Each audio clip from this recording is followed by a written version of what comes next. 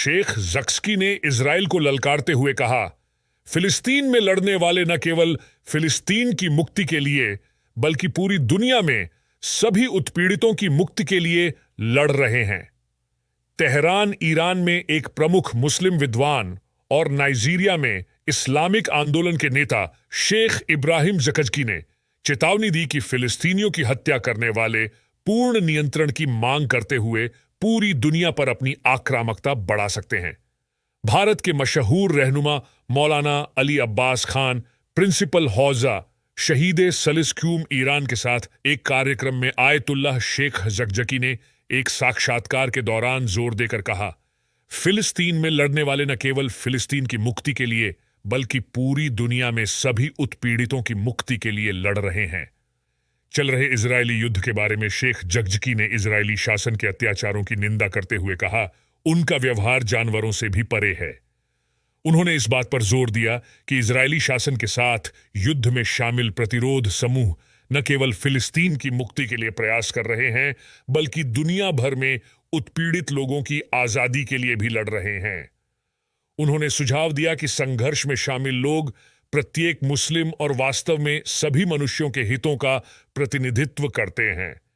इसके अलावा उन्होंने चेतावनी दी कि यदि जायोनी मुसलमानों के खिलाफ अपने कार्यों में सफल हो जाते हैं तो वे संभवतः दुनिया के अन्य समूहों के लोगों को भी निशाना बनाने के लिए अपनी आक्रामकता बढ़ाएंगे। शेख जकजकी ने अंतर्राष्ट्रीय समुदाय की चुप्पी पर निराशा व्यक्त करते हुए 70% महिलाओं और बच्चों सहित असंगत हताहतों की संख्या पर प्रकाश डाला।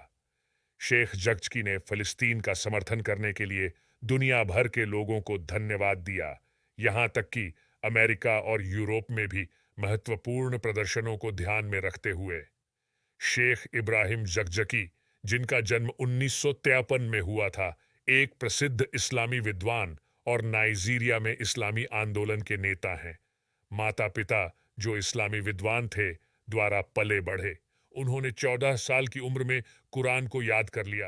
अरबी और इस्लामी अध्ययन में उत्कृष्ट होने के बाद उन्होंने बाद में अर्थशास्त्र और सरकार का अध्ययन किया।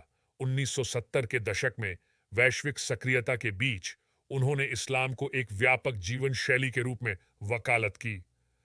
जकजकी ने 1980 के दशक में नाइजीरिया में इस्लामिक आंदोलन की स्थापना की, जिसकी शुरुआत छोटी थी लेकिन अब इसके लाखों अनुयायी हैं, जिनमें ईसाई और विभिन्न धार्मिक पृष्ठभूमि के लोग शामिल हैं।